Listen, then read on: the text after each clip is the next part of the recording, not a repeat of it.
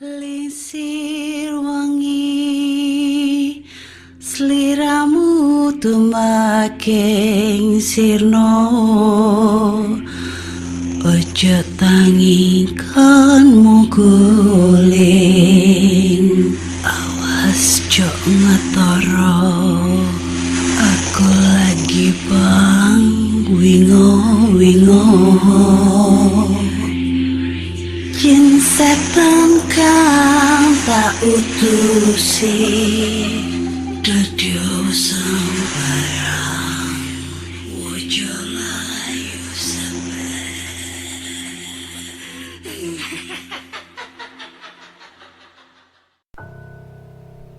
Hai Re, iyo apa kabar? Ketemu lagi dengan aku si Ana di podcast kisah horor. Kita bertemu di episode 162.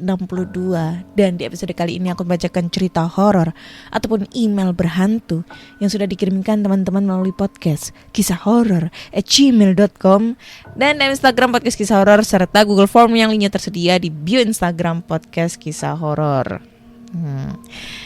Ya, seminggu kalian tidak bertemu dengan saya, gak ngedengerin suaraku ya. Ini disebabkan karena sakit gigi yang sangat amat menyakitkan ya. Bukan karena gue malas sikat gigi, tapi karena emang gigi gue bolong. Terus gue sempat periksa, ditambal, terus habis itu lepas tambalannya. Akhirnya nyeri dan apa gitu ya. Sampai akhirnya gue periksa ke klinik, beda klinik yang agak bagusan dikit. Akhirnya dibilang itu udah kena sarafnya. Wah, sakit banget bro. So buat teman-teman nih, jaga kesehatan gigi kalian ya. Kalau sakit terus bolong dan bener-bener sakit sampai telinga, sampai kepala, kalian mesti langsung periksain aja ke dokter, takut kenapa-napa. Karena kemarin gue juga sempet ngeri tuh, ada berita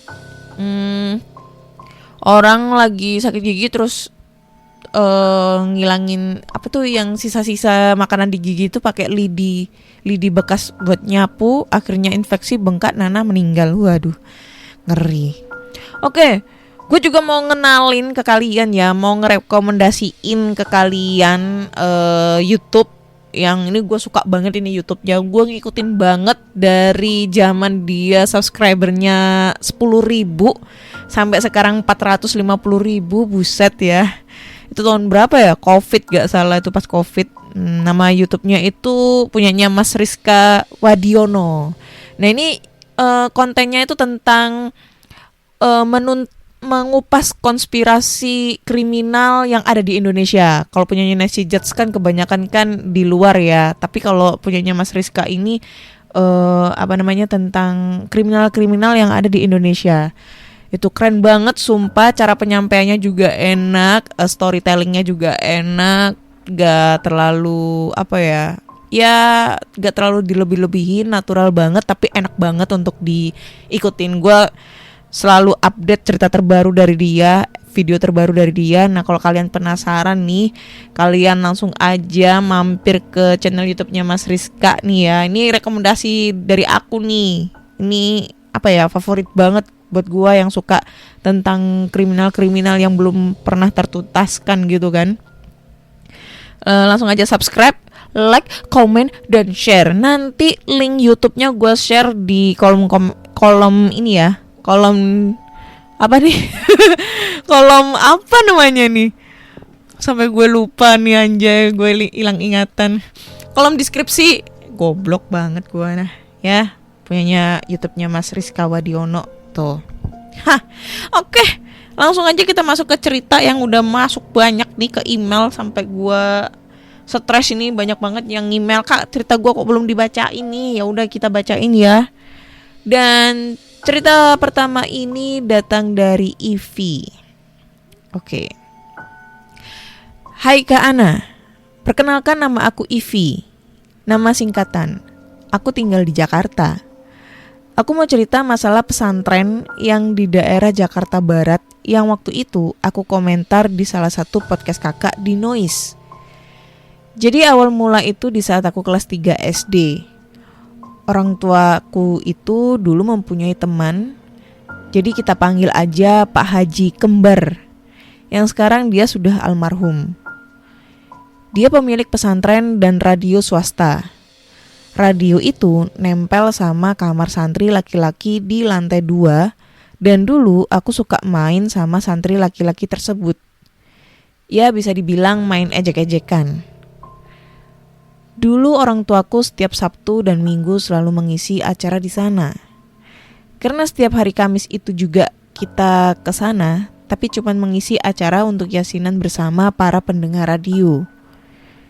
Saat itu aku yang terbilang nakal karena maghrib aku masih keluyuran di lapangan pesantren bersama adikku.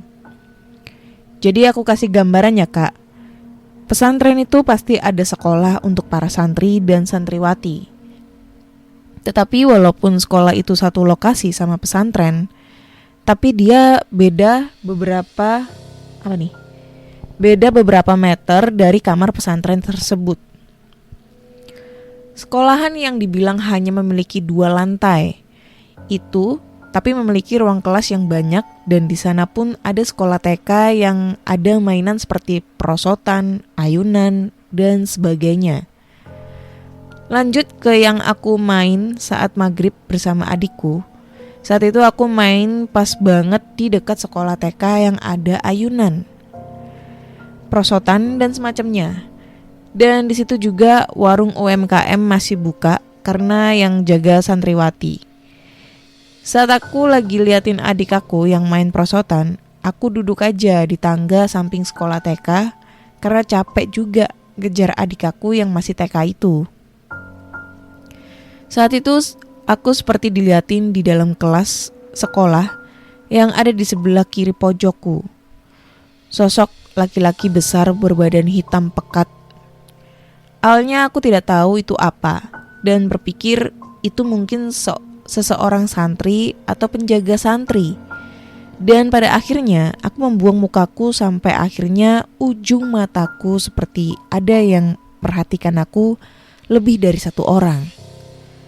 Saat aku tengok lagi, ternyata di dalam kelas itu ada banyak makhluk seperti bayangan-bayangan, dan matanya merah nyala berkelip-kelip seperti lampu pesawat yang ada di langit. Sontak aku kaget dan suruh adikku udahan. Tapi adikku gak mau, sampai akhirnya aku tinggal saja. Niatnya biar dia ngejar, tapi adikku malah gak ngejar. Dan akhirnya aku panggil mamaku untuk suruh ambil adik aku di tempat bermain TK itu. Gak sampai di situ, waktu aku bercerita ke orang tuaku saat itu juga, ternyata Pak Haji kembar itu mendengar dan bertanya kepadaku, "Kamu lihat di mana? Bentuknya seperti apa?"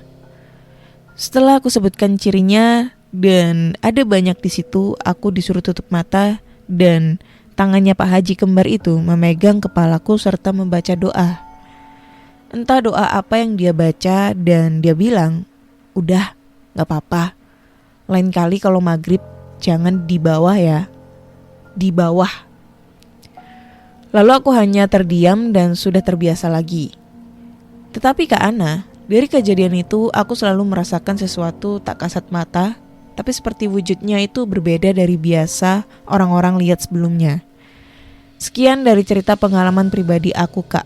Maaf kalau terlalu panjang dan berantakan dalam penulisannya.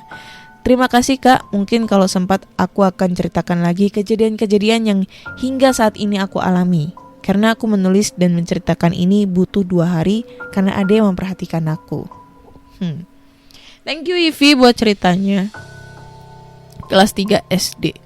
Ngeliat sosok bayangan di pesantren. Maghrib pula. Itu hal yang udah biasa ya. Ya kita tahu ya, setiap bangunan itu pasti ada penunggunya. Entah itu pesantren, masjid pun juga pasti ada penunggunya. Cuma kan kita gak tahu ya penunggunya itu baik atau jahat kayak gitu-gitu.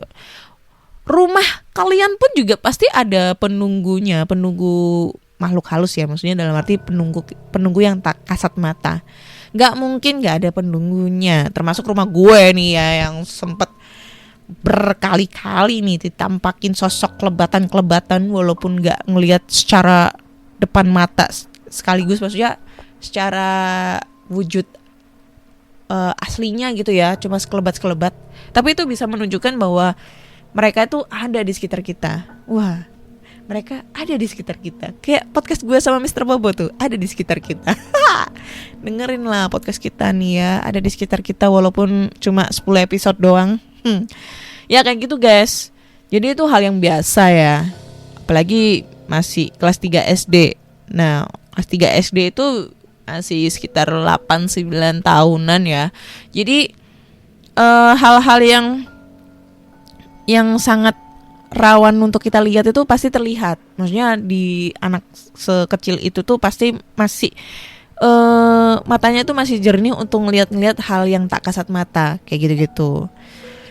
Nah, kalau misalnya dia menceritakan 2 hari karena sedang ada yang memperhatikan, itu yang hal yang wajar ya. Karena memang kalau kita dalam menceritakan sesuatu, ngobrolin setan, atau kita ngetik nih tentang hal-hal perhantuan, pasti kayak berasa kita itu ditimbrungin, ditongkrongin nih. Kayak dia tuh kayak ngelihat, lu ngapain nih? Lagi ngapain nih? Lagi ngomongin gua ya? Ikutan dong, kayak gitu-gitu. Itu hal yang biasa. Termasuk gua sekarang ini ya. Gua take itu jam 10:50 malam. Belum tengah malam banget, tapi kayak udah ngerasa ada sesuatu hal yang merhatiin gue gitu kan. Itu hal yang wajar karena gue juga ngomongin setan, karena mereka ada di sekitar kita gitu ya. Ya itu dengerin podcast kita sama Mr. Popo ya. Kayak gitu Ivi, itu mungkin hal yang biasa di saat lo masih kecil gitu ya. Gue gak tahu pesantrennya sekarang kayak gimana kondisinya, apakah sekarang masih aktif atau enggak, karena kan pemiliknya udah meninggal ya. Siapa tahu pesantrennya udah terbengkalai gitu, tambah eksistensi horornya itu tambah dapet banget. Kayak gitu guys. Serem kayaknya kurang. Dan next kita lanjut ke cerita berikutnya. Dan cerita berikutnya ini datang dari siapa nih? Oh, dari Lili. Judulnya adalah Kontrakan Angker. Dari Google Form ya. Hai Kak Ana, perkenalkan nama aku Lili. Ini adalah sebuah cerita mistis. Tetapi cerita ini bukanlah cerita pengalamanku, melainkan pengalaman mistis teman yang katanya menjadi pengalaman yang tidak bisa dilupakan seumur hidupnya. Temanku berasal dari keluarga sederhana dan ia tinggal bersama keluarga di salah satu kampung di kota Yogyakarta. Tempat tinggalnya bukan milik orang tuanya, melainkan masih menyewa. Saking sederhana keluarga temanku ini, kontrakan yang dipilihnya adalah kontrakan yang paling murah di kampung itu. Soal harga, bukan temanku yang menawarkan untuk mendapatkan harga sewa yang murah, tetapi pemilik kontrakannya sendiri yang mau memberikan harga yang murah. Ada apa gerangan? Harga sewa rumah yang murah kabarnya dikarenakan kamar yang dikontrak oleh temanku adalah rumah yang berhantu. Tidak ada yang mau meninggali rumah tersebut dan hanya teman dan keluarganya saja yang akhirnya memutuskan untuk tinggal di sana. Saking senangnya pemilik rumah, akhirnya ia memberikan harga sewa yang murah. Tetapi pada saat temanku memasuki rumah dan mulai tinggal di sana, pemilik rumah sering mengatakan bahwa rumah itu angker. Tetapi bagi teman dan keluarga, hal itu tidak menjadi masalah, asalkan hantu itu tidak mengganggu keluarganya. Kurang lebih sekitar 3 bulan temanku tinggal di rumah. Kontrakannya yang sederhana dan kejadian aneh mulai nampak. Setiap maghrib ketika ayahnya ingin berangkat ke musola menggunakan motor yang akan ditumpanginya tiba-tiba mati. Kejadian itu tidak hanya terjadi sekali, tetapi berkali-kali. Belum selesai motor mati setiap ingin dibuat sholat berjamaah.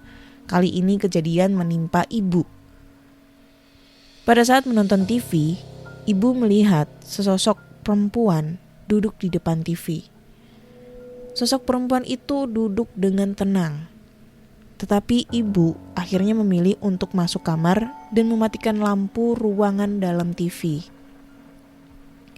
Awalnya ketika ibu dan ayah bercerita pada temanku tidak percaya dan mengatakan bahwa hal itu hanyalah suatu kebetulan. Hingga pada suatu malam, temanku mengalami hal mistis itu dengan mata kepalanya sendiri. Ketika itu hari memang sudah larut malam. Temanku yang masih sibuk dengan tugas sekolahnya dan kebetulan besok juga ada ulangan, masih asik membuka-buka buku. Saat ia sedang berkonsentrasi belajar, tiba-tiba ia mendengar orang mengetuk pintu. Awalnya temanku tidak menghiraukannya. Namun lama-kelamaan ia penasaran karena ketukan pintu terdengar semakin keras. Meski rasa takut semakin mendera, tetap saja rasa penasarannya jauh lebih besar. Dengan hati-hati temanku membuka lawang itu maksudnya pintu ya. Perlahan-lahan.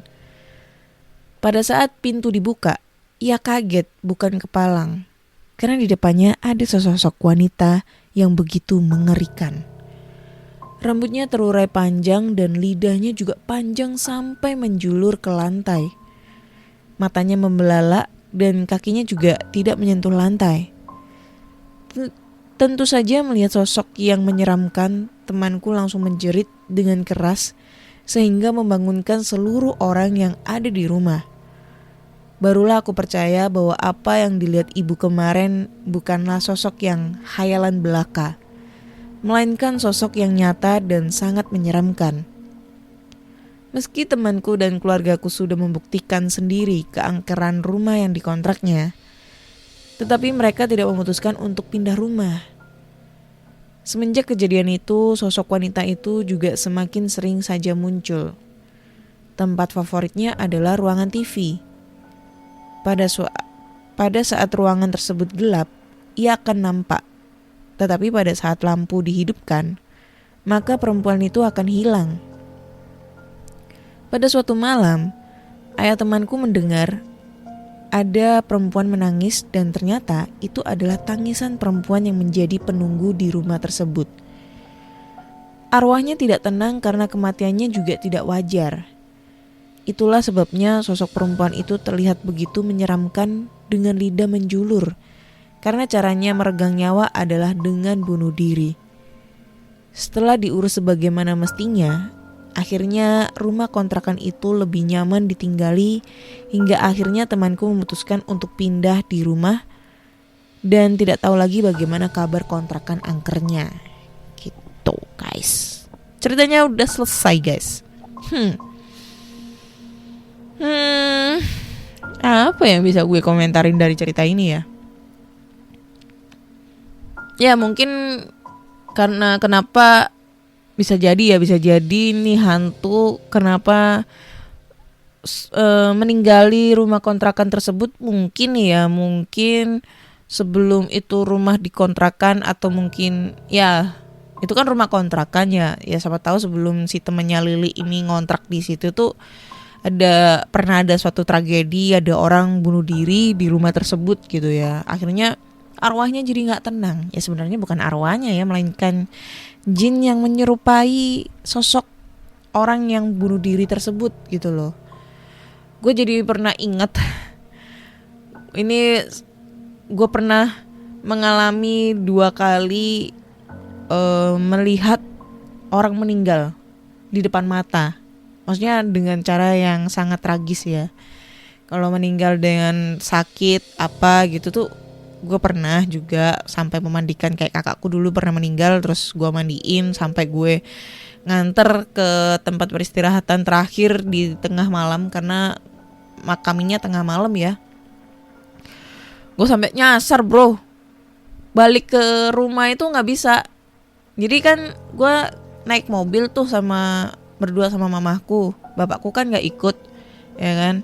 Nah pas gue balik itu kan pada ditinggal karena jalanannya itu rame, kecil gitu loh. Apa ya? Jalan untuk kendaraannya itu kecil yang di makam-makamnya itu.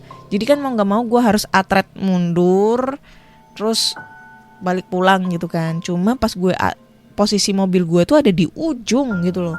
Jadi gue nunggu orang-orang itu pada mundur dulu, pada keluar dulu, baru gue terakhir ngatret. Nah pas gue terakhir ngatret, gue tuh posisinya kayak, loh kok udah nggak ada ya orang-orang.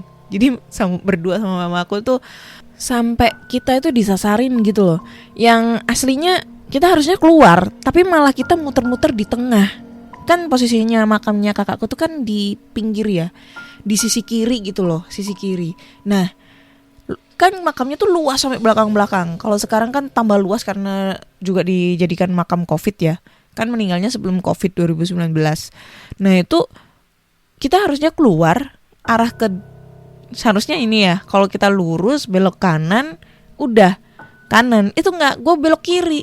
Gue sampai nyasar-nyasar ke tengah-tengah gitu. Anjrit sumpah. Kayak mama aku tuh marah-marah ngamuk gitu. Itu guys. Cuma yang paling serem sih gue dua kali gue ngelihat orang meninggal dengan cara yang sangat tragis gitu kan. Yang pertama gue melihat, dulu gue pernah ngelihat temen gue itu meninggal dengan cara bunuh diri. Bunuh dirinya itu gantung diri. Karena pas posisi waktu itu kuliah, gue pernah kuliah di Malang ya, lanjut S1 gitu kan. Nah pas gue main ke kosan teman gue ngelihat, kan ini kan dia udah beberapa hari nggak keluar kamar gitu loh. Terus gue ketok-ketok gitu, karena dia kan ada nggak masuk kelas. Gue dengan maksud pengen nyamperin, mungkin dia sakit atau apa gitu ya. Nah pas gue ketok-ketok gak ada jawaban, dan gue ngintip dari sisi jendela karena di situ hordengnya itu kayak ada sela-sela gitu. Gue ngelihat dia lagi gantung diri, dan itu gue ngelihatnya ngeri karena posisinya dia gantung diri adalah dia gantung diri di ini loh apa, jadi di atapnya itu, di plafonnya itu ada besi buat jemuran. Nah jemurannya ini emang besinya tuh paten, emang khusus dibikin jemuran di dalam gitu loh sama ibu kosnya gitu kan. Nah dia tuh di situ ngelantung, lidahnya menjulur keluar, mata melotot, dengan di bawah pasti kalau udah meninggal itu ada air kencingnya gitu sama pupnya keluar di lantai. Terus udah ngeliat kanan kiri, dan pas gue ngeliat itu posisi mukanya itu, aduh sumpah serem banget, melotot gitu, ngeliat ke gue gitu kan. Gue sama teman gue langsung lari ketakutan dan minta tolong bantuan itu ibu kos gitu. Itu sempet rame itu dulu zaman tahun 2015-an gitu kan. 2015-an pas mau skripsi gitu. Nah yang kedua 2011 pas gue mau tes tentara gitu kan. Kan dulu gue pernah tes tentara. Nah, kalau gue tes itu kan, kita tes itu kan kalau angkatan laut itu di daerah Armatim Perak ya. Nah, kalau gue mau ke sana kan harus ngelewatin jalan daerah Kaliana. Itu Kaliana itu pokoknya jalannya tuh rawan sekali kecelakaan. Nggak tahu kenapa, pokoknya setiap hari, setiap tahun, setiap bulan pasti ada yang kecelakaan di situ. Karena memang jalannya nih jalan utama, truk-truk besar, trailer gitu ya, lewat gitu, jalur industri terus menuju ke pelabuhan gitu-gitulah pokoknya. Nah gue tuh inget banget posisi jam 6 pagi, gue udah mau telat itu untuk datang tes. Nah pas gue mulai, ya nggak ngebut sih sebenarnya, cuma berusaha untuk cari jalan gitu loh, zigzag gitu. Nah pas gue udah mau gue berhenti karena ada truk keluar dari gudang, tiba-tiba ada 2 siswa, gue ingat banget, 2 siswa SMA itu dia jalan robos, niatnya dia tuh mau nerobos duluan gitu loh truknya. Nah tapi karena emang gak kesampean, akhirnya truknya nabrak, kelindes, dan itu di depan gue, dengan mata kepala gue sendiri, gue ngelihat itu posisinya dilindes sampai darahnya itu muncrat ke baju gue. Kan gue kalau tes itu kan pakai baju hitam putih ya. Nah itu sedikit nyiprat ke baju putih gue tuh sampai gue shock banget. sampai gue dipanggil untuk jadiin saksi, padahal gue udah telat banget untuk ngikutin tes. Sampai kepolisian itu mau minta izin ke nganterin gue sampai tempat tes buat minta izin karena dia telat, ada tragedi bla bla bla bla gitu. Itu sumpah ngeri banget. Gue ngeliat banget itu 2 siswa kelindes, yang satu itu sampai badannya putus, yang satunya lagi itu kebentur. Yang parah pokoknya yang depan, yang belakang itu ngebentur badan kontainer, itu keras banget. Itu ngeri sih kalau gue ngelihatnya itu. Dan ya sekarang gue udah bisa lupa. Kalau dulu tuh aduh sumpah, kalau gue ngelihat di berita-berita orang kecelakaan tertabrak truk atau apa segala macam, gue tuh suka kayak ngeri gitu loh. Udah guys, kalian kalau misalnya jalan naik kendaraan apapun itu, mau mobil mau motor, please gak usah ngebut-ngebutan di jalan ya. Utamakan keselamatan kalian. Kalau misalnya kalian takut terlambat, ya usahakan kalian datang berangkatnya itu lebih awal gitu, supaya tidak terjadi hal-hal yang tidak diinginkan. Karena di Surabaya sekarang itu lagi ini lagi rame kasus kecelakaan gitu ya guys ya. Please banget. Dan kita lanjut cerita ketiga ini. Gue udah mulai adem panas ini ya. Kenapa ini tiba-tiba adem panas hawanya? Oke, lanjut ke cerita berikutnya ya. Cerita terakhir ini berasal dari Reddit. Dari judul aja ini kayaknya serem banget ya. Judulnya adalah Penglaris Ludah Pocong. Ini kayak podcast favorit gue tuh. Awal-awal gue ngedengerin podcast Ludah Pocong. Hai Kak, perkenalkan nama aku Radit. Ini cerita nyata dari saudara sepupu saya tentang pesugihan ludah pocong. Panggil saja namanya Mochi, nama disamarkan. Sejak lulus SMA, Mochi sudah merasakan keganjilan yang ada di dalam dirinya. Demam 3 hari tanpa sebab, bermimpi yang aneh, sampai akhirnya bau busuk di dalam rumahnya yang sama sekali tidak ada bangkai di dalam rumahnya. Di saat sakit, Mochi mencoba ke dokter untuk mengetahui sakit apa yang dideritanya. Tetapi kata dokter, Anda sehat-sehat saja, semua normal kok. Sedangkan bau bangkai di rumah itu hanya dapat dicium si Mochi aja. Kesal dengan apa yang dia alami, akhirnya dia mencoba menanyakan masalahnya kepada seorang kiai. Semua masalah dia ceritakan dan sang kiai berkata, sholat taubatlah 2 rakaat setelah pulang dari sini. Mohon ampunan Allah SWT, dan pada saat malam weton kelahiran kamu, sholat tahajud dan perbanyak zikir hingga subuh. Sepulang dari sini, jangan mampir dan jangan berkata apapun walaupun kamu bertemu saudaramu. Masuklah rumah dengan salam dan pijakan kaki sebelah kanan 3 kali.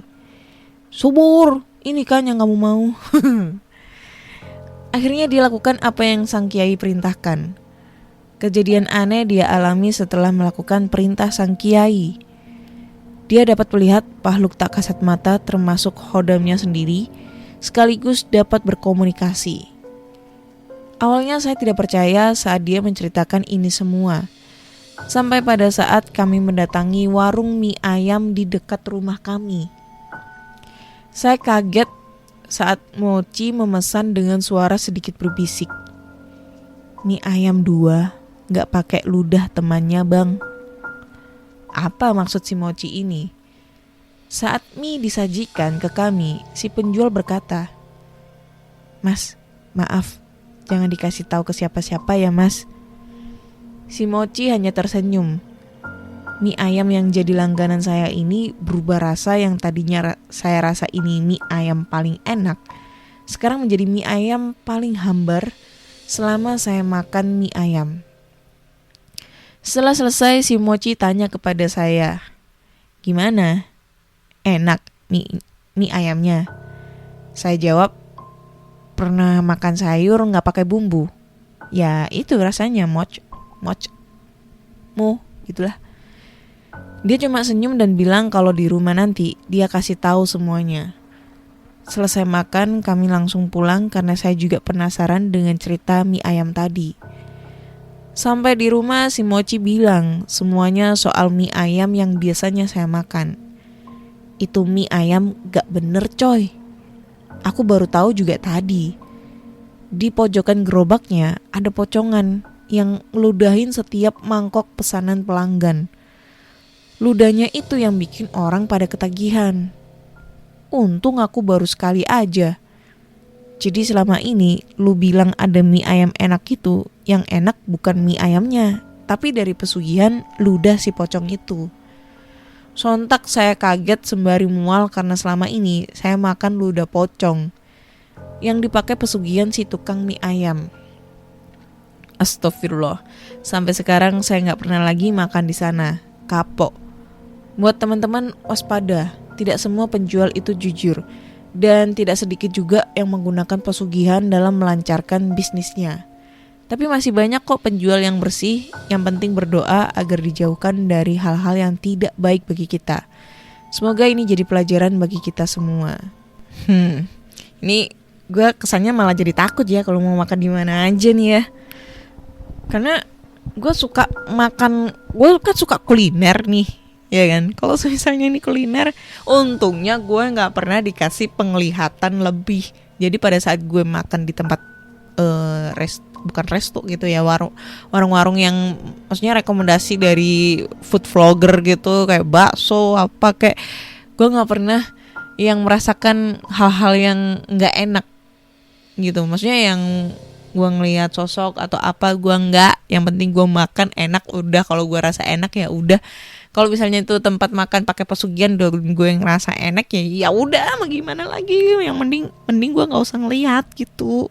Gue mending lihat itu posisi setannya ada di luar pada saat di jalan atau apa gitu. Tapi kalau misalnya di warung makan, aduh jangan deh. Karena ini gue suka banyak cerita tentang tempat makan yang katanya sih ada pesugihannya ya. Ada beberapa resto yang sering gue makan di situ, bukan resto tapi tempat warung makan lah ya, yang sering gue makan di situ. Tapi kata orang-orang di situ ada pesugihannya. Tapi gue bodo amat gitu kan. Yang penting gue nggak ngeliat gitu. Dan sampai sekarang gue juga masih makan di situ gitu kan. Tapi ini cerita beda ya, bukan masalah ludah pocong di tempat makan. Ini gue pernah dapat cerita dari teman gue. Jadi teman gue ini dulu tuh suka pulangnya pagi gitu, antara tengah malam atau subuh gitu ya, karena kerja di pabrik. Nah kebetulan pabriknya itu kan sampai shift 3. Nah shift 3 tuh biasanya dari malam sampai pagi gitu kan. Nah waktu itu kebetulan dia itu jam berapa, jam 1 gak salah itu istirahat. Jam 1 malam itu istirahat, jam 12 atau jam 1 malam itu istirahat. Nah karena dia lagi lapar, dia itu pergi sama temennya cari makan di warung makan gitu yang masih buka 24 jam. Jadi kan di sekitar pabrik itu kan pasti banyak warung-warung makan gitu kan. Nah pas selesai makan, dia tuh balik tapi dia mampir kemana gitu loh, gue nggak tahu. Nah posisi pabriknya emang ini masih terbilang sepi karena emang di daerah Mojokerto gitu kan. Nah Mojokerto daerah Ngoro industri. Di situ kalau malam tuh sepi. Terus di daerah deket, pokoknya kan Ngoro itu kan arah ke Tretes, ke Pacet ya. Dan di situ kan masih banyak sawah-sawah, pohon-pohon pisang dan lain-lain gitu kan. Ini cerita dia ya, gue baru inget nih. Nah pas dia ngelewatin daerah persawahan itu, dia itu kayak ngelihat sosok putih-putih di deket pohon apa gue lupa, pokoknya pohonnya gede terus rimbun. Nah posisinya putih-putih itu kayak buntelan guling itu di dahan pohon atas. Nah dia mikirnya itu mungkin prank orang-orang gitu loh. Orang ini kejadiannya kan masih tahun-tahun sebelum Covid ya, 2017, 2018 yang masih zamannya prank-prank gitu, YouTuber yang ngeprank gitu kan. Nah, dia ngeliat itu mungkin orang lagi ngeprank gitu kan. Ya udah, bodo amat. Terus Abis itu nggak taunya pas udah ngelewatin pohon tersebut, dia tuh kayak ngerasa ada air gitu loh, air gitu ke pundaknya dia gitu, sampai ke area tangan. Nah, dipikirnya tuh gerimis. Dia nanya sama temennya, bro, gerimis ya? Gitu, kan dia yang bawa motor ya. Si temennya jawab, enggak, banyak bintang gitu kan. Terus dia bilang, kok kayak ini ya, kayak tadi basah, lu ngeludah ya? Gitu kan. Enggak, temennya bilang gitu. Udah lah ya, dia cuek. Oh mungkin perasaannya dia aja kali basah-basah atau apa. Soalnya pas di usap itu nggak ada yang basah, tapi dia ngerasa kayak ada air gitu loh. Udah kan selesai, dia balik ke pabrik. Nah pas di pabrik itu dia kan masih jam 12:30. Nah ada setengah jam waktu untuk tidur. Nah dia tuh mau tidur gitu di dekat ruang locker gitu kan. Nah pas dia tidur itu dia ngerasa kayak ada bau bangke gitu, gak enak banget. Nah dia nanya ke teman-temannya, bro, nyium bau gak enak gak? Gitu katanya. Enggak gitu kan, dicium-cium gitu. Enggak ada tuh. Kenapa? Kayak ada ini tikus kali, tikus busuk gitu kan. Dicari-cari, nggak ada gitu. Jadi yang bisa ngecium itu cuma dia sendiri katanya. Dia tuh kayak ngecium bau busuk banget, tapi teman-temannya itu kayak nggak mencium apa yang dia rasakan gitu loh. Nggak ngecium bau busuk, cuma dia sendiri yang bisa ngecium bau busuk. Sampai dia tuh nyari di loker-loker itu nggak ada yang namanya bangkai tikus kan. Dia tuh penasaran, terus nanya temennya, kenapa sih? Enggak, gue dari tadi kok nyium bau busuk gitu, bla bla bla bla gitu kan.